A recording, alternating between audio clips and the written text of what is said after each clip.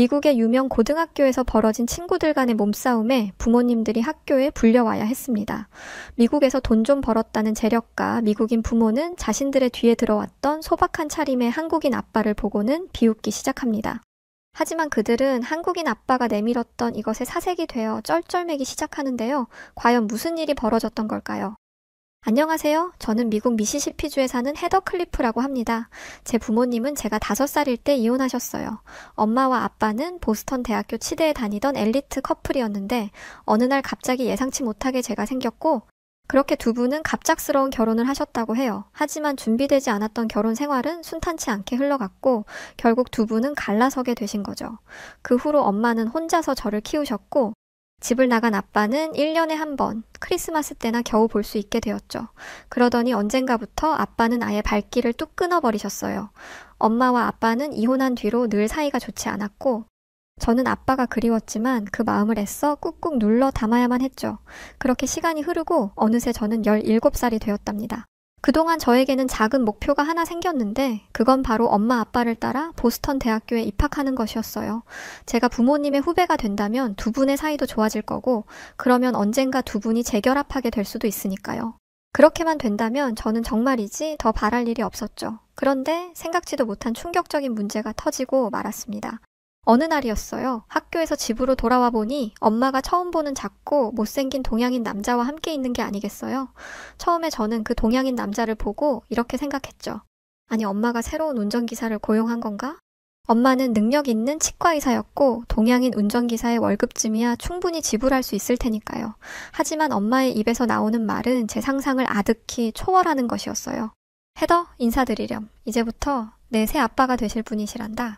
처음에 저는 제가 뭔가 잘못 들은 것인지 제 귀를 의심했어요. 생각해보세요. 우리 엄마같이 예쁘고 똑똑한 백인 여성이 대체 뭐가 아쉬워서 저런 동양인 남자를 만나겠어요? 이건 누가 봐도 말이 안 되는 상황이잖아요. 그리고 무엇보다 엄마가 저 동양계인 한국 남자와 재혼을 해버리면 우리 아빠와는 영영 끝나게 되는 거니까 저는 더욱 이 상황을 받아들일 수가 없었어요. 결국 저는 엄마에게 따지듯이 소리를 지르기 시작했죠. 엄마는 겨우 저런 못난 남자와 재혼하려고 아빠랑 이혼했어? 엄마 바보야? 저 동양인이 엄마 돈 보고 접근한 게 뻔하잖아. 나는 저 한국인 아저씨를 내 새 아빠로 절대 인정 못해. 그렇게 말하고는 저는 제 방으로 들어와 문을 쾅 닫아버렸어요. 물론 이건 아주 무례한 행동이었지만 보잘것없는 동양계 한국 아저씨에게 예의를 차릴 필요가 있나 싶었죠. 그렇게 한참을 흥분한 상태로 씩씩거리고 있는데 그 동양인 남자는 돌아간 것인지 엄마 혼자 제 방에 들어오시더군요. 그런데 엄마는 생전 처음 보는 차가운 얼굴을 하고 저를 바라보고 계셨어요. 엄마의 그 얼굴을 마주하는 순간 저는 너무 억울한 마음이 들더라고요. 지금 미치고 팔짝 뛸 것 같은 사람은 저인데 엄마는 오히려 저를 책망하는 듯한 표정을 짓고 계셨으니까요. 설상가상 엄마는 나중에 아저씨를 만나면 아저씨께 꼭 오늘 일을 사과드리라는 말까지 하셨죠. 저는 기가 막혀서 엄마에게 이렇게 말했습니다. 엄마 지금 진심으로 하는 소리야? 나보고 그 한국인한테 고개 숙여 사과하라고? 대체 내가 잘못한 게 뭔데? 그 한국인은 엄마 재산 노리고 있는 게 불을 보듯 뻔하고 엄마는 눈에 콩깍지가 낀 건지 바보같이 그 남자한테 속고 있는데 그럼 내가 그걸 보고도 가만히 있었어야 한다는 거야? 제 말을 들은 엄마는 그 동양인이 그렇게 무시받을 사람이 아니라면서 제가 크게 오해하고 있다고 했어요. 그 남자는 제 말대로 한국 출신으로 하버드 대학교 로스쿨을 졸업한 아주 능력 있는 변호사라고 했죠. 그러면서 엄마는 언제부터 그렇게 사람을 외모만 보고 판단하는 편협한 사람이 된 거냐며 제게 실망했다고 하셨죠. 그 순간 솔직히 저는 뭐라고 대꾸해야 할지 모르겠더라고요. 아까 전 저는 그 동양인 아저씨의 겉모습만 보고 당연히 상류층이 아닐 거라 단정지었고 그 아저씨의 국적이 한국이라는 점에서도 당연히 미국인인 우리 유럽의 백인들보다 아랫사람으로 생각하며 무시했으니까요.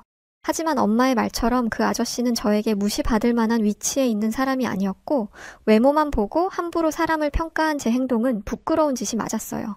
그래서 저는 제 잘못을 솔직하게 인정하기로 했죠.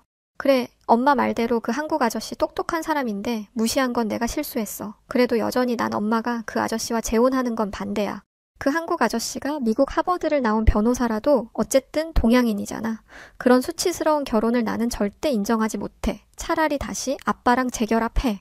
그러자 엄마는 깊은 한숨을 내쉬더니 진지하게 제게 할 말이 있다고 하시더군요. 이 얘기를 할까 말까. 그동안 정말 많이 망설였지만 이제는 해야 할 때가 된 것 같다면서 말이죠. 저는 엄마가 대체 무슨 말을 하려고 그러시나 귀를 기울였어요. 그리고 이내 충격으로 입을 다물지 못하게 되었답니다. 사실 엄마가 네 아빠와 이혼한 이유는 너희 아빠가 바람을 피웠기 때문이야. 네 아빠는 내가 아기를 낳은 뒤로 아줌마 몸매가 되어버렸다며 걸핏하면 날 무시하는 말을 했고 어느 날부터는 집에 들어오지 않더구나. 결국 나는 네 아빠에게 다른 여자가 생겼다는 것을 알게 되었지. 그렇게 우리는 이혼을 했고 그 뒤로도 네 아빠는 새 여자를 만나고 다니느라 널 자주 만나러 오지도 않았고 양육비도 제대로 보내주지 않았어. 그 때문에 엄마는 한동안 아주 힘든 시간을 보내야 했단다. 그때 엄마를 도와주셨던 변호사가 바로 아까 만났던 그 한국인 아저씨야. 변호사인 한국인 아저씨는 엄마가 아빠에게서 더 이상 부당한 일을 당하지 않도록 법적으로 많은 도움을 주셨고 어느 사이 엄마는 윤수라는 이름을 가졌던 한국 아저씨에게 많이 의지하고 있는 자신을 발견하셨다고 했어요. 그렇게 두 분은 연인이 되셨지만 당시 아직 어렸던 저에게 혼란을 주기 싫었고 지금껏 조용히 만남을 이어오신 거였죠. 그렇게 엄마의 이야기는 끝이 났는데 솔직히 너무 당황스럽더라고요. 대체 이 이야기를 어떻게 받아들여야 하는 것인지도 모르겠고 세상이 핑 도는 것 같고 꼭 토할 것처럼 속이 메스껍기도 했어요. 제 친아빠라는 사람이 그런 쓰레기라는 것도 아무것도 모르고 바보처럼 그런 인간을 여태까지 그리워했다는 것도 다 너무 끔찍하게 싫었어요. 하지만 이 순간 제게는 그 무엇보다 중요한 것이 있었습니다. 그건 바로 어린 시절부터 한결같이 저를 지켜주신 엄마였죠. 분명 엄마도 아빠 때문에 많이 힘들었을 텐데 지금까지 아무 내색도 하지 않고 여자 혼자 몸으로 최선을 다해 저를 키워주신 엄마를 위해 이제는 제가 보답을 할 차례였어요. 저는 가만히 엄마의 손을 잡고 이렇게 물었습니다. 엄마, 그 윤수라는 한국 아저씨? 엄마에게 지금 많이 소중한 사람이야? 그러자 엄마는 그 사람은 정말 특별한 사람이라고 말하며 행복한 미소를 지으셨어요. 엄마의 그 미소를 보는 순간 저는 한국인 윤수 아저씨를 가족으로 받아들이기로 했죠. 물론 아저씨를 한순간에 새아빠로 받아들이기는 어렵겠지만 그래도 엄마를 위해서 노력해보기로 했어요. 얼마 후 엄마는 윤수 아저씨와 재혼을 하셨고 그렇게 제게는 한국인 새아빠가 생겼답니다. 새아빠를 처음 만났던 날 제가 굉장한 무례를 저질렀음에도 불구하고 새아빠는 그 일에 대해 먼저 언급하거나 저를 탓하지 않으셨어요. 오히려 사춘기인 제 마음이 다치지는 않을까 언제나 노심초사하며 저를 챙겨주셨죠. 새아빠는 굉장히 부드러운 성격을 가진 분이었고 그 덕분에 저희는 점점 가까워질 수 있었답니다. 게다가 새아빠는 알면 알수록 배울 점이 많은 사람이었어요. 한국인의 평균 IQ가 세계에서 5위로 높다던데 새아빠는 그 사실을 증명하듯 시간이 날 때면 늘 독서를 하셨고 가지고 있는 지식도 상당히 많았어요. 과제를 하다가 막막할 때면 새아빠에게 물어보는 것이 어느새 저의 당연한 일과가 될 정도였죠. 그리고 저희 새아빠는 부지런하고 일 처리 속도가 빠른 것은 물론 굉장히 프로페셔널한 면을 가지고 있었답니다. 가끔 새아빠가 집으로 변호사 업무들을 산더미처럼 가져올 때가 있었는데 그럴 때면 저는 저걸 언제 다 하려고 그러나 라고 생각하곤 했죠. 그런데 새아빠는 한번 자리에 앉으면 놀라운 속도로 그 업무들을 뚝딱 처리해버리고는 했어요. 나중에 엄마에게 들어보니 한국 사람들은 높은 지능을 바탕으로 업무를 효율적으로 빠르게 끝내버리는 장점을 가지고 있다고 하더군요. 한국 사람들에게 그런 특징이 있어서 전 세계에서 유례가 없을 정도로 빠른 경제 성장을 이뤄냈다고도 하고요. 그 이야기를 듣자 한국에 대한 호기심이 생기면서 새아빠에 대한 존경심도 생겨나기 시작했답니다. 아직 온전한 가족이라고 할 수는 없었지만 그래도 이렇게 쭉 함께 지내다 보면 언젠가 진짜 내 가족으로 인정할 수 있는 날이 올 수도 있지 않을까? 그런 생각도 들었어요. 그런데 예상치 못했던 끔찍한 사건이 터지며 저희 가족은 또다시 거대한 소용돌이에 휘말리고 말았습니다. 어느 날 교실에 들어가 보니 저를 바라보는 친구들의 표정이 어쩐지 평소와 다르게 느껴지더군요. 그들의 눈빛은 저를 안타깝게 바라보는 것 같기도 하고 또 동시에 저를 조롱하는 것 같아 보이기도 했어요. 그렇게 분위기를 파악해보고 있는데 누군가 제 어깨를 세게 밀치고 지나갔고 순간 저는 중심을 잃고 넘어졌어요. 이런 되먹지 못한 짓을 저지른 것은 어이없게도 평소 저와 친하게 지내던 메건이라는 여자애였죠. 저는 너무 화가 나서 지금 이게 뭐 하는 짓이냐고 소리쳤어요. 그런데 메건은 조금도 미안하지 않은 얼굴로, 아니 오히려 아주 당당한 얼굴로 이렇게 말하는 게 아니겠어요. 너 하버드 출신 새아빠 생겼다고 그렇게 자랑하더니 알고 봤더니 그 사람 동양인이더라? 한국 사람이라며? 너 그럼 지금 그 한국인인 동양인이랑 한 집에서 같이 사는 거야? 진짜 이젠 수준 떨어져서 같이 못 놀겠네. 메건과 친구들은 그렇게 말하며 저를 비웃었고 저는 너무 큰 충격을 받아 그 자리에 그대로 얼어붙어 버렸어요. 사실 친구들에게 새아빠가 생긴 것은 말했지만 새아빠가 동양인이라는 것까지 말하지는 않았었거든요. 제가 왜 그랬는지는 저도 모르겠어요. 그때만 해도 저는 새아빠가 좋으면서도 숨기고 싶었고 그런 저의 비겁한 마음이 이런 끔찍한 결과로 돌아올 줄이야 정말 상상도 하지 못했었죠. 하지만 이미 엎질러진 물이었고 저는 이제라도 저의 잘못을 바로잡기로 했습니다. 그래, 우리 새아빠 한국인이셔. 미리 말 못해서 미안하다. 그런데 너도 우리 가족한테 수준 떨어지니 뭐니 함부로 막말한 거 사과해. 그러자 메건은 가당치도 않은 소리를 들었다는 듯 큰 소리로 저를 비웃더니 이렇게 답했습니다. 내가 왜 사과를 해야 해? 동양인이 우리 백인에 비해 수준 떨어지는 것은 사실이잖아. 설마 너 우리 백인이랑 동양인이 동등하다고 생각하는 건 아니지?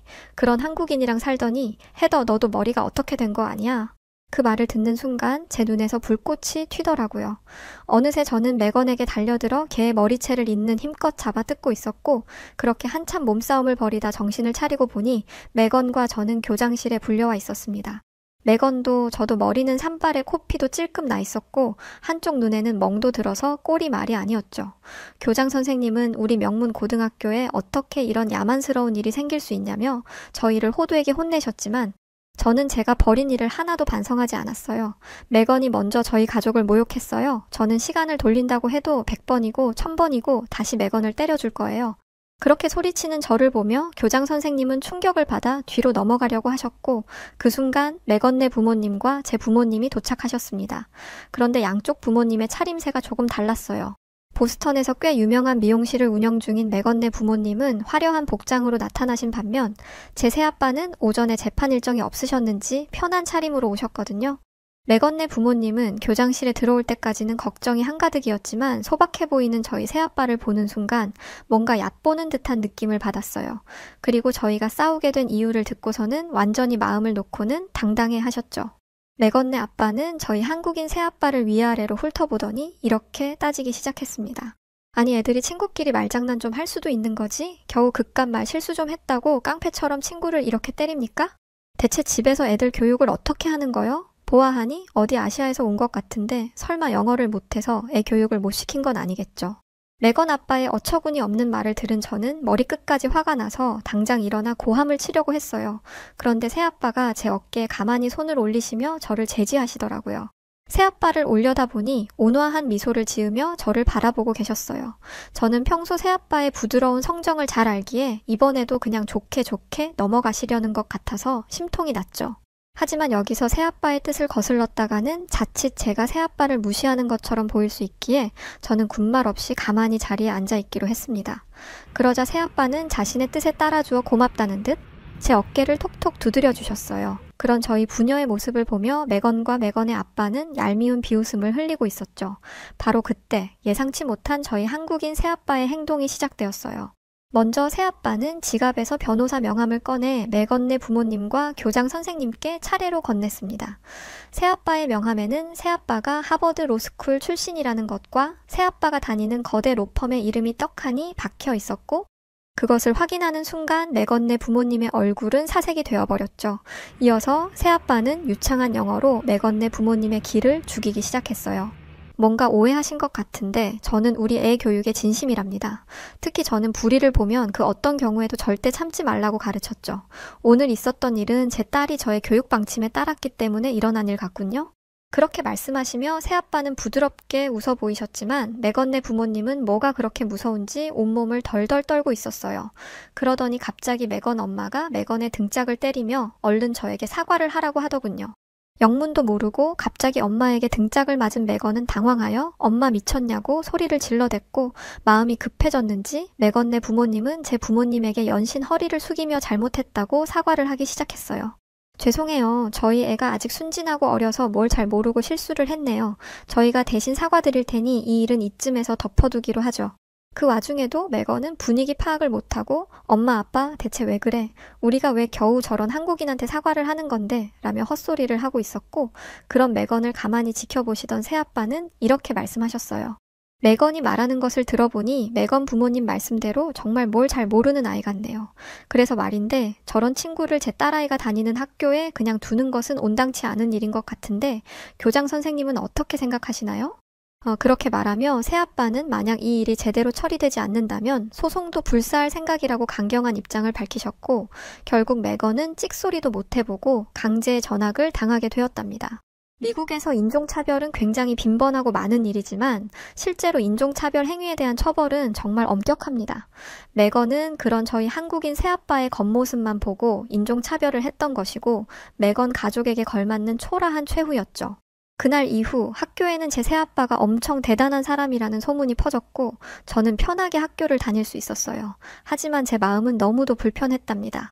왜냐하면 매건 가족에게 험한 소리를 들으며 새아빠는 분명 마음에 상처를 입으셨을 것이고 한편으로는 새아빠가 한국의 동양인이라는 것을 숨겼던 제게 배신감도 느끼셨을 테니까요.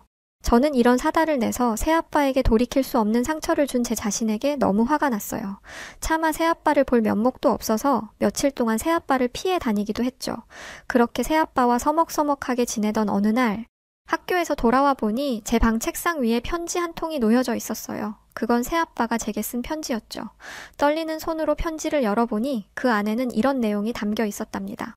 나의 소중한 딸, 헤더에게 요즘 들어 내 주변 상황이 갑작스럽게 변하면서 많이 혼란스럽고 마음이 복잡할 것 같구나. 그런 와중에도 어린 네가 이 아빠의 마음까지 신경 쓰고 배려해주는 것 같아 고맙고 미안하단다. 아빠는 그저 이 말을 내게 해주고 싶구나. 아빠는 네 아빠니까 다 괜찮단다. 그리고 언제나 내 든든한 울타리가 되어줄 것을 약속하마. 사랑한다. 우리 딸. 그 편지를 읽으며 저는 뜨거운 눈물을 흘렸어요. 그동안 왜 그렇게 새아빠에게 못되게 굴었는지 제 철없는 행동이 너무 후회되었고 할 수만 있다면 새아빠를 처음 만났던 그 날로 시간을 돌려 상스러운 말을 쏟아냈던 제 뒤통수를 한 대 때려주고 싶었죠.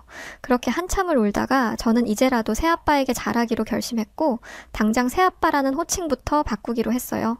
왜냐하면 새아빠는 이미 제게 진짜 아빠였으니까요. 그날 저녁 아빠가 퇴근하시기만을 기다렸던 저는 아빠를 보자마자 그 품에 안기며 진심 어린 사과를 전했고 아빠는 너털웃음을 지으시며 저를 푸근하게 안아주셨죠. 그렇게 저희는 진짜 가족이 되었답니다. 그날 이후 저희 가족은 평화롭고 행복한 날들을 보내기 시작했어요. 자상한 부모님 아래에서 저는 평생 느껴본 적 없던 완벽한 따뜻함과 편안함을 느끼며 하루하루를 살아갔죠. 마음이 편안해지니 학교에서 제 성적도 쑥 올랐고 이래저래 기쁜 일만 가득한 날들이 이어졌어요. 어느새 저는 방학을 맞이했고 저희 가족은 처음으로 가족끼리 여름 휴가를 떠나기로 했답니다. 저의 한국인 아빠는 제가 가고 싶은 여행지로 가자고 하셨고 어디를 가면 좋을까 고민하던 저는 아빠가 졸업한 하버드 대학교에 견학을 가보고 싶다고 했어요. 그러면서 언젠가 아빠를 따라 하버드에 입학하고 싶다는 말도 덧붙였죠. 제 말을 들은 아빠는 겉으로 크게 내색은 하지 않으셨지만 굉장히 기뻐하시는 것 같았어요. 그렇게 하버드 대학교에 투어 겸 견학 여행을 갈 계획을 세운 저희 가족은 기쁜 마음으로 잠자리에 들었답니다. 얼마 후 저희에게 닥칠 끔찍한 불행은 상상하지도 못한 채 말이죠. 여름 방학이 시작된 지 얼마 되지 않은 어느 날 저는 점심이 다 되어 일어났어요. 방 밖으로 나가보니 엄마는 이미 출근하신 것 같았고 한국인 아빠는 씻고 계신 것인지 화장실에서 물소리가 나고 있었어요. 문득 허기가 느껴진 저는 점심을 차려 먹으려고 부엌으로 갔죠. 그런데 그날은 유난히 날씨가 더웠기 때문에 저는 우선 창문과 문을 좀 열어두기로 했어요. 그 행동이 어떤 결과를 불러올지 알지 못하고서 말이죠. 창문을 활짝 연 후에 부엌에서 한창 토스트를 굽고 있는데 순간 뒤에서 이상한 소리가 들려왔습니다. 처음에는 그저 바람 소리인 줄 알고 저는 뒤도 돌아보지 않은 채 계속 점심 준비를 했죠. 그런데 또다시 마룻바닥이 삐걱거리는 소리가 들려왔고 뭐라 설명할 수 없는 불길한 느낌에 뒤를 돌아본 순간 저는 너무 깜짝 놀라 그대로 숨이 멎어버리는 줄 알았습니다. 새까만 복면을 쓴 강도가 제게 총구를 들이대고 있었거든요. 강도는 제가 무방비하게 열어둔 창문을 통해 저희 집에 침입한 것이었고 그렇게 평화로웠던 저희 집은 순식간에 공포로 물들어 버렸죠. 그 강도는 매서운 눈빛을 번뜩이며 집안을 이리저리 둘러보았고 저에게 집에 혼자 있는지 물어보았어요. 그런데 저는 너무 무서워서 사고가 정지된 상태였고 그 때문에 강도의 물음에 뭐라고 대꾸를 하지 못했죠. 그러자 강도는 부엌 테이블을 쾅 내려치며 저를 무섭게 몰아붙였고 순간 너무 놀란 저는 손에 들고 있던 접시를 놓치고 말았습니다. 그와 동시에 커다란 소리를 내며 접시가 와장창 깨져버렸고 그 소리를 듣고 위층에 계시던 아빠가 무슨 일이냐며 달려 내려오셨습니다. 예상치 못한 한국인 아빠의 등장에 강도는 당황했지만 이내 총구를 아빠에게 들이대며 더 이상 다가오지 말고 엎드리라고 소리를 치더군요. 그때 충격적인 일이 일어나기 시작했습니다. 아빠는 전혀 두려워하는 기색 없이 단호한 표정으로 그 강도에게 점점 다가가는 게 아니겠어요? 심지어 한국인 아빠는 다치기 싫으면 조용히 물러나라고 말하며 그 강도를 기로 찍어 누르고 있었어요. 한국인 아빠의 엄청난 기백에 오히려 총을 든 강도가 겁을 먹고 주춤거리며 뒤로 물러날 지경이었죠. 이런 상황은 전혀 예상하지 못한 것이었는지 그 강도는 크게 당황하며 계속 뒷걸음질을 쳤고 그러다가 그만 카펫에 걸려 넘어지고 말았어요. 아빠는 그 순간을 놓치지 않고 재빨리 강도에게 달려들어 총을 빼앗은 뒤 있는 힘껏 그의 팔을 비틀어 버렸죠. 강도는 고통스러워하며 비명을 질러댔지만 아빠는 눈 하나 깜짝하지 않고 손에 닿는 전기줄을 이용해 강도를 꼼짝 못하게 결박했어요. 강도가 움직이지 못한다는 것을 확인한 아빠는 서둘러 제게 달려와 어디 다친 곳은 없는지 제 몸 상태를 확인하셨죠. 저는 대체 지금 제 눈앞에서 무슨 일이 일어난 것인지 너무 놀랍고 어안이 벙벙해서 멍한 상태로 다친 곳은 없다고 말했고 아빠는 안도의 한숨을 내쉬더니 곧바로 경찰을 부르셨어요. 잠시 후 경찰이 도착했는데 깔끔하게 결박된 강도를 보고는 경찰들 역시 깜짝 놀라서 이게 대체 어떻게 된 일이냐고 묻더군요. 그러자 아빠는 그저 이렇게 답할 뿐이었어요. 강도가 딸을 위협하고 있는 것을 보고 그냥 있을 수가 없어서 강도를 제압했습니다. 저희 한국인 아빠의 말을 들은 모두가 감탄하고 있는데 때마침 엄마가 집으로 돌아왔고 그제야 저희는 적절한 설명을 들을 수 있었죠. 알고 봤더니 아빠는 한국 최고의 특수부대 UDT 출신이라고 하더군요. 한국의 특수부대 UDT는 지옥에서도 살아 돌아온다는 극강의 전사들로 주로 요인 암살, 주요 인사 구출, 핵심 시설 폭격 등의 임무를 수행한다고 했죠. 어쩐지 아까 전에 강도를 상대할 때 아빠가 보여줬던 카리스마가 엄청났었는데 그게 다 이유가 있었던 거였어요. 평소에는 다정하고 상냥하기만 한 분인데 아빠에게 그런 과거가 있었다니 정말이지 놀라운 일이었죠. 그런데 재미있는 것은 뭔지 아세요? 아빠의 비밀을 알게 된 뒤 제가 존경의 의미를 담아 반짝거리는 눈빛으로 아빠를 바라보자 아빠는 쑥스러운지 얼굴을 붉히시더라고요. 방금 전까지 총을 든 강도를 상대하며 엄청난 카리스마를 뿜어내던 그분이 맞는지 의심스러울 정도였죠. 하지만 저는 아빠가 이런 분이라서 더 좋았어요. 평소에는 온화하기 그지없는 분이시지만 가족에게 위험이 닥치면 있는 힘을 다해 보호해 주신다는 게 너무 멋지잖아요. 그렇게 저희 가족의 모든 진술을 들은 경찰은 강도를 체포해서 떠났고 엄마는 그런 용맹하고 기백 있던 아빠의 등을 찰싹하고 때리시면서 다시는 강도에게 그런 무모한 행동을 하면 안 된다며 아빠를 혼내시더군요. 아빠는 강인한 전사의 모습은 어디 갔는지 엄마에게 쩔쩔매시며 알겠다고 애교를 부리시더군요. 저는 그런 다정한 우리 한국인 아빠의 모습이 좋았습니다. 그리고 엄마 말대로 아빠가 다칠 수도 있으니 그러지 않는 것이 좋다고 생각했어요. 아빠가 다치는 것은 원하지 않으니까요. 하지만 아빠는 저를 구하기 위해서라면 불 속이라도 뛰어들 거라며 엄마에게 혼나면서도 고집을 꺾지 않으시더라고요. 그런 아빠를 보며 저는 정말 못 말리겠다며 웃을 수밖에 없었죠. 그렇게 큰일이 일어난 것 치고 저희 가족은 별탈 없이 고비를 넘길 수 있었고 다행히 저는 어떠한 후유증도 없이 그날의 충격을 잘 이겨낼 수 있었답니다. 왜냐하면 제게는 그 공포로 가득했던 순간에 한치의 망설임도 없이 저를 구해주신 아빠가 있으니까요. 사실 그 사고를 겪은 뒤에 주위에서는 혹시 트라우마가 남을 수 있으니 정신과 치료를 받아볼 것을 많이 권유해 주셨어요. 하지만 저는 그날 이후 신기할 정도로 밥도 잘 먹고 잠도 잘 자며 편안하게 지내고 있답니다. 제 곁에 아빠가 계시는 한 저는 언제까지고 안전하다는 것을 알고 있었으니까요. 만약 그날 그 자리에 아빠가 없었다면 무슨 일이 벌어졌을까요? 정말이지 생각만 해도 아찔하네요. 하지만 다행히 이런 가정은 할 필요가 없는 거겠죠. 아빠는 항상 제 곁에 있어 주실 테니까요. 요즘 저는 시간이 날 때마다 누구를 만나든 아빠 자랑을 하고 다니고 있어요. 제가 하도 아빠 이야기를 하고 다니니까 제 주변 미국인들은 UDT가 무엇인지, 그들이 얼마나 위대한지 눈을 감고도 줄줄 외울 정도가 되었답니다. 그래서 그런지 제가 아빠의 팔짱을 끼고 동네를 다니면 저희 부녀를 보는 사람들의 시선도 많이 달라진 게 느껴져요. 원래는 왜 한국인 남자와 백인 여자애가 같이 다니지? 하고 어색한 시선을 보내거나 아빠에 대해 아무것도 모르면서 피부색만 보고 무시하던 사람들이 이제는 아빠를 호감 어린 눈빛으로 바라보곤 하죠. 아빠는 크게 표현은 안 하시지만 주변의 이런 변화를 기쁘게 받아들이시는 것 같아서 저도 같이 기분이 좋았답니다.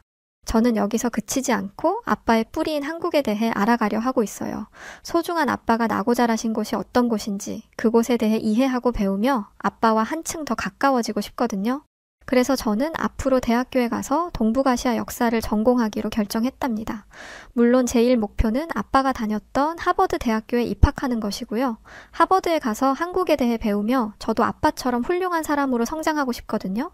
그러기 위해서 저는 지금 열심히 공부하고 있답니다. 공부를 하다가 막히는 부분이 생기면 세상에서 제일 똑똑한 아빠의 도움을 받으면서 말이죠. 그렇게 저희 가족은 행복하게 지내고 있답니다. 그리고 저는 지금 제가 누리고 있는 모든 행복은 한국인 아빠가 만들어주신 거라고 생각하며 감사하게 여기고 있어요. 아빠를 만나기 전에 저는 철없고 어리석은 여자애일 뿐이었는데 아빠를 만난 뒤 저는 한 단계 성장을 이뤘고 삶의 이정표까지 바로 세울 수 있게 되었죠.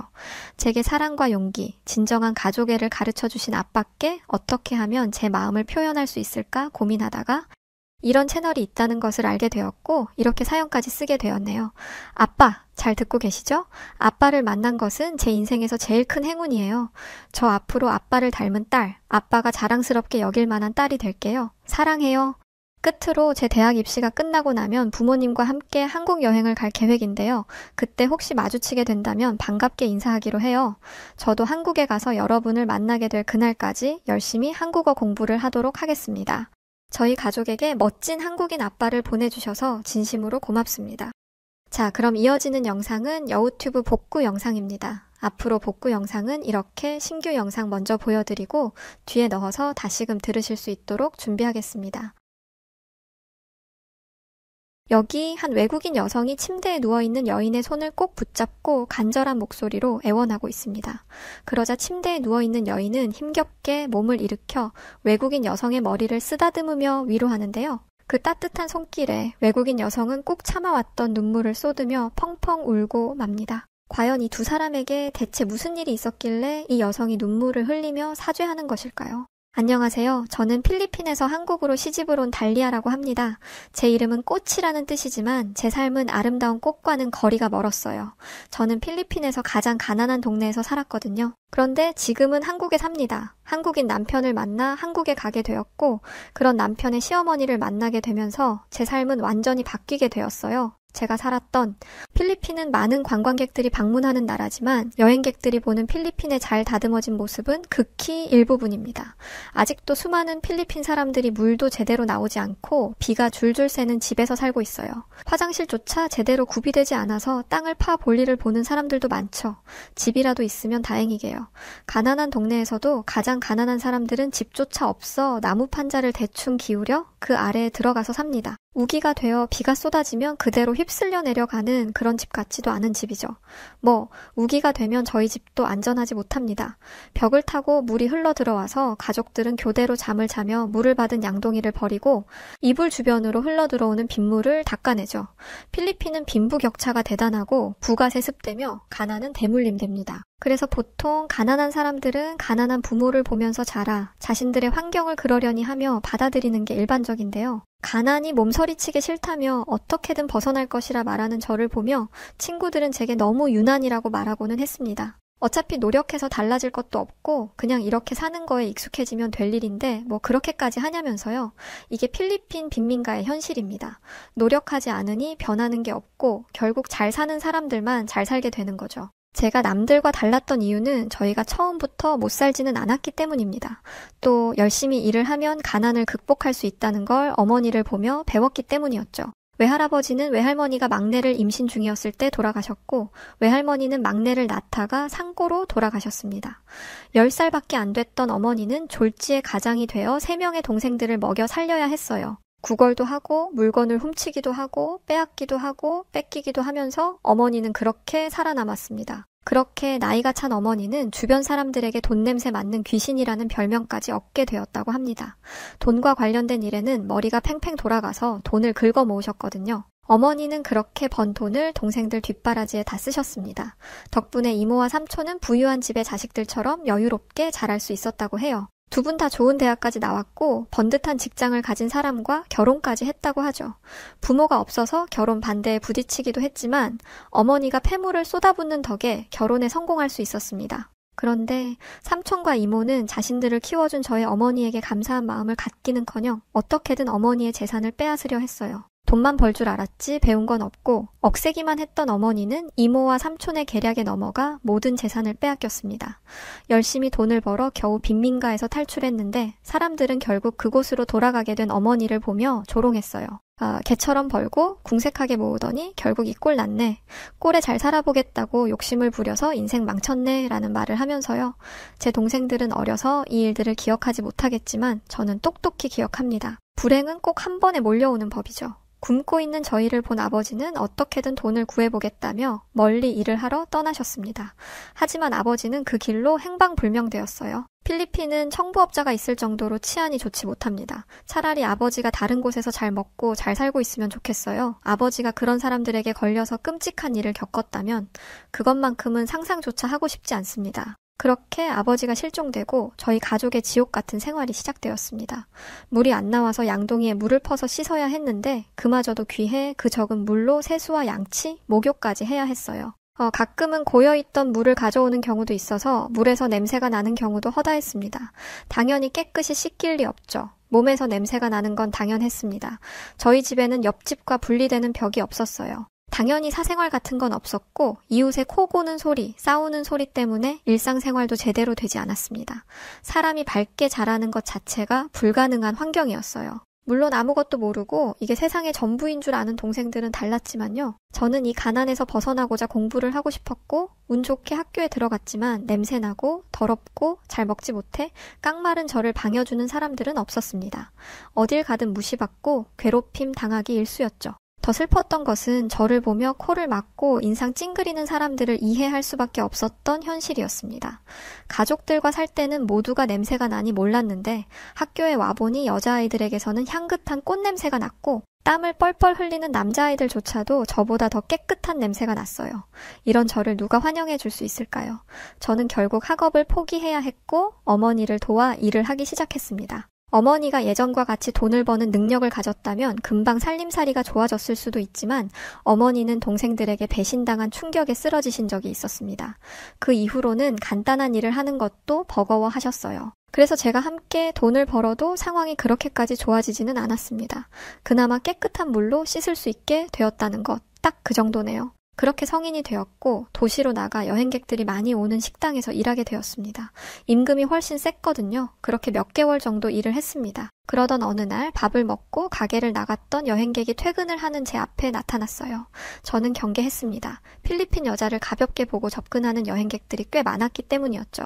여행하는 동안 애인처럼 데리고 다니면서 여행을 마치면 함께 데려가겠다고 말해놓고 흔적도 없이 사라지는 사람들도 많았습니다. 그래서 저는 개인적으로 말을 걸어오는 여행객들을 무척 경계했어요. 아니나 다를까 제 앞에 나타난 여행객은 제 번호를 물어봤습니다.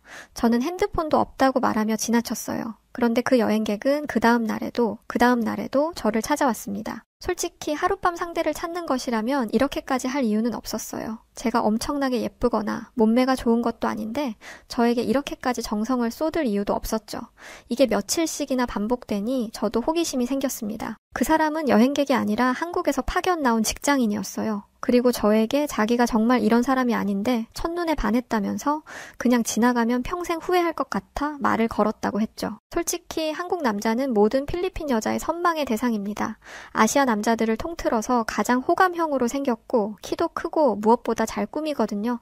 깨끗한 건 당연하고요. 필리핀 남자들은 깡마르고 좋지 않은 냄새가 나는데 그 사람은 달랐습니다. 또 굉장히 젠틀했어요. 가난한 나라에서 아르바이트나 하는 저에게 무척 예의 바르게 굴었습니다. 이건 아니라는 생각과 경계심이 여전했지만 저는 그 사람에게 마음이 쏠렸고 저는 6개월 동안 연애를 했어요. 제가 그 사람에게 마음을 연 결정적인 계기는 그 사람이 제가 허락할 때까지 제 몸에 손끝 하나 대지 않았다는 것이었습니다. 본인이 한국으로 돌아가기 전까지요. 제가 이 부분을 경계한다는 것을 알았던 것이죠. 그는 한국에 돌아가기 전날 저에게 한국으로 함께 가는 게 어떻겠냐 말했습니다. 동생들 뒷바라지를 하는 게 걱정이라면 자신이 도와줄 테니 결혼하고 한국에서 같이 살자면서요. 갑작스러운 프로포즈를 받은 저는 시간을 달라 말했습니다. 그는 한국으로 돌아갔고 저는 깊게 고심한 끝에 한국행을 결정했어요. 그는 자신이 한 약속을 전부 지켰습니다. 결혼하기 전, 제가 한국으로 가기 전에 어머니와 동생이 살 수 있는 안전한 집을 구해주었고 동생들의 학비도 대주었어요. 이 때문에 주변 사람들로부터 돈 때문에 한국으로 팔려간다는 이야기까지 들었지만 괜찮았습니다. 그가 저를 진심으로 사랑하고 있다는 걸 알고 있었으니까요. 저는 제 결혼 생활이 이렇게 평생 행복할 줄로만 알았습니다. 그런데 시어머니가 나타나면서 이 모든 행복이 와장창 깨져버리고 말았어요. 시어머니는 저를 처음부터 마음에 들어 하지 않아 하셨습니다. 저에게 대놓고 왜 한국까지 시집을 와서 여러 사람 마음 불편하게 해? 라고 말을 하거나 동남아 사람들은 게으르다는데 그게 사실이냐는 말까지 하셨습니다. 너무 자존심 상하고 속상했어요. 남편에게 이 이야기를 하면 남편은 어머니가 자신의 국제 결혼 사실을 상상하지 못했어서 당황하신 것뿐이라며 어머니를 조금만 이해해 달라는 말만 했습니다. 제가 미국이나 유럽에서 온 사람이었다면 어머니가 이런 반응을 하지는 않으셨을 것이라고 생각했지만 차마 입 밖으로 내뱉지는 못했어요. 어머니는 무척 엄하고 무서운 분이셨거든요. 어머니는 저희가 결혼하자마자 신혼집 근처로 이사를 오셨는데 남편이 출근을 하면 시도 때도 없이 저를 부르셨습니다. 그러고는 온갖 집안일을 시키셨어요. 하루는 어머님 댁에 가서 청소와 빨래, 밥을 했고 하루는 저희 집에서 청소를 하며 가사를 했습니다. 또 어딜 가신다고 하면 번개같이 달려가 동행해야 했어요. 이쯤 되니 제가 하녀로 취업을 한 건가 의구심마저 들었습니다. 하지만 이걸 남편에게 말하지는 못했어요. 남편은 지금도 매달 필리핀에 있는 가족들에게 생활비를 보내주고 있었고 우기를 기점으로 집을 보수하라며 집안 보수 비용까지 보내주었기 때문입니다. 그래서 이게 한국의 문화라고 생각하고 그냥 현실을 받아들이려고 노력했습니다. 그런데 제가 밖에 나가서 일을 못하게 하는 것만큼은 참을 수가 없었습니다. 저는 어렸을 때부터 밖에 나가 일을 한 사람이에요. 사람도 못 만나고 집에서 어머님이 시키는 일만 하니 미칠 것 같았습니다. 제가 나가서 엄청난 돈을 벌 수는 없겠지만 돈을 버는 사람이 더 많아지면 좋은 거 아닌가요? 친정을 도와주는 남편에게 미안해서라도 일을 하고 싶었습니다. 제가 벌어서 제 돈으로 도울 수 있으면 더 좋으니까요. 이 고민을 주변 친구들에게 말했더니 한국 시어머니들은 원래 며느리가 밖에 나가서 돈 버는 걸 싫어하신다고 했습니다. 밖에서 돈을 벌면서 아들 길을 죽일까봐 걱정한다는 것이었죠. 또 제가 돈을 벌어서 친정을 도와주면 남편에게 고마운 줄도 모르고 목소리만 커질까봐 일을 못하게 하는 게 분명하다고도 말했습니다. 이걸 알고 나니 시어머니가 너무 미웠어요. 그러던 어느 날 필리핀에 있는 동생에게 급한 연락이 왔고 이날은 저와 시어머니의 관계가 완전히 갈라지는 날이 되었습니다. 저는 동생의 연락을 받고 충격에 기절할 뻔했어요. 어머니를 배신하고 사라진 이모와 삼촌이 집으로 찾아와 돈을 내놓으라고 괴롭혔다는 연락이었거든요. 제가 남편과 결혼한 것은 모르고 집에 사정이 나아진 것만 알고 돈을 내놓으라 협박한 것이었죠. 동생들은 아직 어렸고 어머니는 이모, 삼촌을 보자마자 몸이 굳어버려 그들의 행패를 보면서도 어떤 대처도 하지 못했다고 합니다. 소식을 들은 남편이 필리핀에서 일하며 알게 된 현지인에게 도움을 구해 당장의 위기는 넘겼지만 언제 또 그렇게 찾아와 행패를 부릴지 모를 일이었습니다. 저는 걱정이 되어서 잠을 이룰 수 없었고 이불에 고개를 묻고 엉엉 울고 있었어요. 그런데 그때 시어머니가 제 방문을 벌컥 열고 들어오시더니 큰 목소리로 뭘 그런 거 가지고 울고 앉아있어 라며 호통을 치셨습니다. 저는 시어머니에게 처음으로 목소리를 높였습니다. 어머니에게는 별일 아닌 거일지 몰라도 저에게는 늘 애틋한 소중한 가족이고 가까이서 도와주지도 못하고 할 수 있는 게 없어 가만히 앉아만 있는 게 너무 괴롭다고 말했죠. 그런데 어머니는 제 마음에는 관심도 없다는 듯 그렇게 울 시간에 뭘 어떻게 할 수 있는지 고민이나 하라고 말씀하셨어요. 저는 어머니에게 지금 제가 뭘 할 수 있겠느냐며 또 한 번 큰 소리를 내고 말았습니다. 어머니가 방을 나가시고 서러움에 북받쳐 가슴을 치며 울었습니다. 내가 고작 이런 취급을 받으려고 이 먼 한국 땅까지 시집을 왔나? 한국의 시어머니들은 원래 며느리를 하녀 취급하고 그걸로도 모자라서 친정마저 버리라고 말하나? 저는 새벽까지 울다 까무룩 잠에 들었습니다. 그런데 해가 뜨지도 않은 어스름한 새벽, 어머님이 저를 흔들어 깨우셨습니다. 또 무슨 상처를 주시려 이러시나 생각하며 잠자리에서 일어났는데 어머님이 대뜸 캐리어 하나를 주시며 짐을 챙기라고 하시더라고요. 필리핀에 갈 거라면서요. 저는 잠이 번뜩 달아나는 것을 느끼며 벌떡 일어났습니다. 어머님은 뭘 그렇게 놀라냐며 꾸물거릴 시간에 빨리 짐이나 싸라고 하셨어요. 거실에서 자던 남편도 깜짝 놀라 달려왔는데 어머님은 그런 남편에게 아들아 네가 도무지 시간을 낼 수 없다고 하니 나라도 다녀오겠다. 마누라 친정에 일이 생겼는데 일이 바쁘네 뭐네 하는 거 보니 속이 답답해서 두고 볼 수가 없다라고 말씀하셨죠. 혼란스러웠습니다.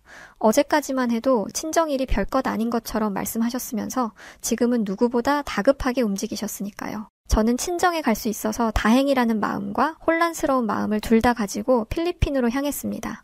집은 초토화가 되어 있었어요. 동생들은 난장판이 된 집 안에서 저를 보자마자 눈물을 흘렸고 어머니는 넋이 나가 있었습니다. 저는 염치도 없는 이모와 삼촌을 생각하며 분노했는데 저보다 분노한 사람이 있었어요. 바로 시어머니였습니다. 시어머니는 사람이 어떻게 이런 짓을 저지를 수 있냐면서 친정어머니에게 달려가 다치신 곳은 없는지 살폈고 집안 곳곳에 흩어져 있는 물건들을 치우기 시작했습니다. 시어머니는 패닉 상태에 빠진 저와 친정 가족들 대신 온 집안을 싹싹 청소하셨어요. 제가 도와드리려고 나서자 가족들부터 챙기라며 제 도움을 극구 거절하셨죠. 그렇게 다음 날이 되고 다시 찾아올 것이라 경고했던 이모와 삼촌은 또다시 친정의 문을 두드렸습니다. 제가 나가자 그들은 매우 반가운 기색을 표하더군요. 한국으로 돌아간 제 덕에 집이 살만해졌으니 저만 잘 구슬리면 뭐라도 뜯어낼 수 있을 거라 생각했던 것 같습니다.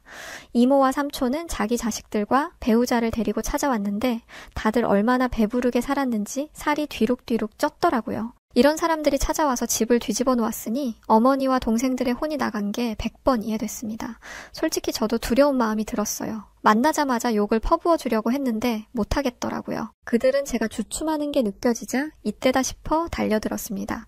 꼼짝없이 밀려 집 안으로 뒷걸음질을 치려던 그때 누군가가 저를 뒤로 낚아챘어요. 시어머니였죠. 시어머니는 저를 자신의 등 뒤로 숨기시고는 크게 소리를 치며 화를 내셨습니다.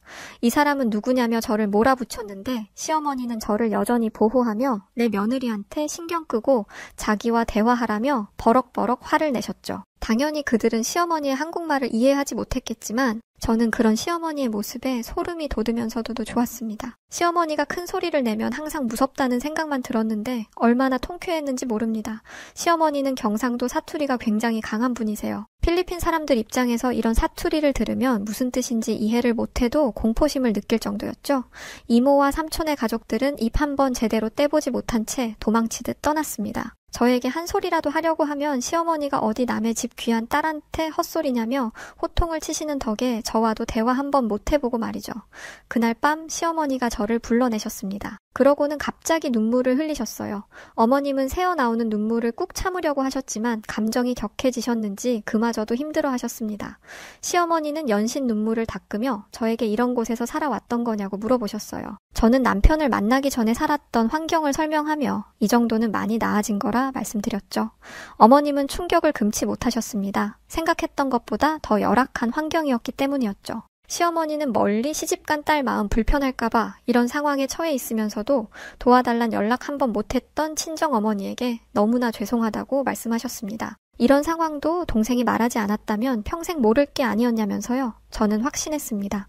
제가 시어머니에 대해 많은 것을 오해하고 있다는 것을 깨달았습니다. 시어머니는 필리핀에서 지내시면서 저희 가족에게 좀 더 좋은 집을 마련해 주셨어요. 치안 때문이었죠. 보는 사람들도 많고 경찰들도 오고 다니는 곳이었다 보니 훨씬 안전한 곳이었습니다. 이뿐만 아니라 집을 구하고 청소하고 짐을 옮기는 것도 전부 도와주셨어요. 무릎이 안 좋아서 앉았다 일어나는 걸 힘들어 하시면서도 무릎을 꿇고 걸레질을 하고 허리가 안 좋으신데도 물건을 번쩍번쩍 들어 옮기셨습니다. 물론 말은 여전히 툴툴거리셨어요. 며느리 집 와서 이 고생을 하는 건 나밖에 없을 거라고 하거나 시어머니가 뭘 옮기고 있으면 빠릿빠릿하게 움직여야 하는 거라고 잔소리도 하셨죠. 평소라면 이 말이 듣기 싫었을 텐데 이제는 그 말이 듣기 싫지 않았습니다. 그렇게 시간이 지나 한국으로 돌아왔고 저는 돌아온 지 3일째가 되던 날 필리핀에 있는 내내 생각하고 있었던 마음을 시어머니에게 표현했습니다. 정말 감사하고 어머님 덕분에 이 일을 해결할 수 있었다고요. 그리고 죄송하다는 말도 덧붙였습니다. 제가 시어머니를 얼마나 오해하고 있었는지 죄송한 마음을 표현하고 싶었어요. 저는 시어머니가 그러면 알면 잘하라던가 그걸 이제야 알았냐며 큰 목소리로 잔소리하시면서 혼내실 줄 알았어요.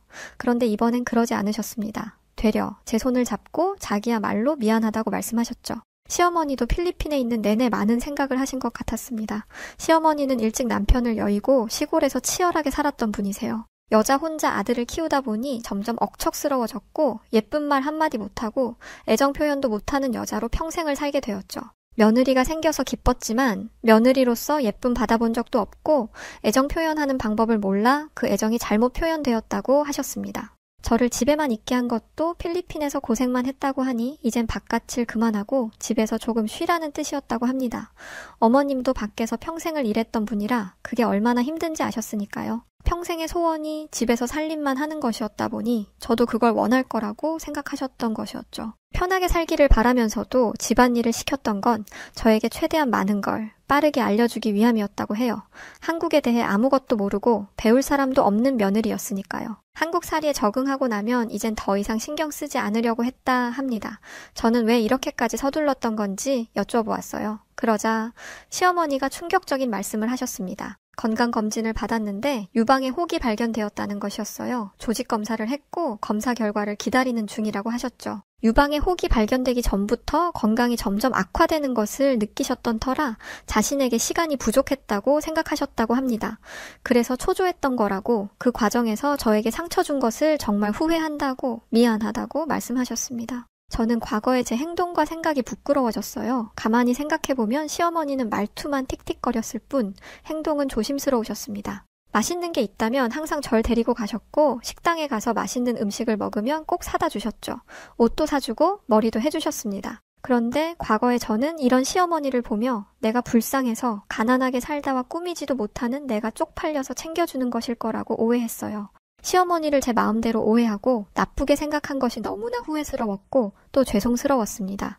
평생 시어머니의 마음을 오해한 채 살았을 수도 있겠다 생각하니 눈물이 나오며 괴로웠습니다. 저는 시어머니에게 무릎을 꿇었습니다. 그리고 진심으로 온 마음을 다해 사죄했어요. 그동안 제가 어떤 마음을 가지고 살았는지, 그것을 얼마나 후회하고 있는지 말이죠. 그날 저희는 서로를 껴안고 눈물을 펑펑 흘렸습니다.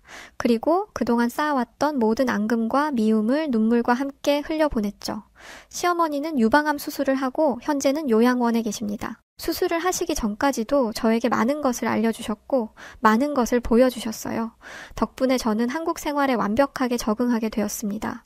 그리고 지금은 뱃속에 아이도 갖게 되었죠. 필리핀 가족들도 이전보다 훨씬 나은 삶을 살고 있습니다. 이것만으로도 저는 남편과 시어머니에게 받은 게 참 많은데, 시어머니는 남편에게 항상 널 믿고 한국에 와준 아내가 의지할 곳은 너가 없다. 그러니 너가 잘해야 한다. 아내가 의지할 수 있는 남편이 되고 달리아를 행복하게 해줘라 라고 말씀하시죠. 지금도 요양원에 찾아가면 죄송하고 감사하다는 말을 하곤 합니다. 시어머니는 이제 그런 말은 그만하라고 하시지만 평생을 살아도 갚지 못할 이 은혜를 생각하면 안 하기가 어렵습니다. 저희 시어머니는 지금 많이 아프십니다. 아파 누워 계시면서도 항상 저를 보시면 밥부터 먹었는지 당신보다는 제 걱정을 먼저 해주십니다. 어머님이 부디 얼른 일어나셔서 전처럼 저에게 잔소리하시던 강한 모습을 되찾으셨으면 좋겠습니다. 자, 그럼 오늘 사연도 즐거우셨나요? 여우튜브는 앞으로도 우리 구독자분들과 시청자분들을 위해서 최선을 다해 즐겁고 재밌는 사연들을 전달해 드릴 수 있도록 노력하겠습니다. 네, 그럼 저는 사연을 읽어드렸던 여우튜브 송은지였고요. 구독, 좋아요 부탁드리고 길었던 영상 끝까지 시청해주신 모든 분들 고맙습니다. 그리고 우리 구독자분들 감사합니다. 사랑합니다.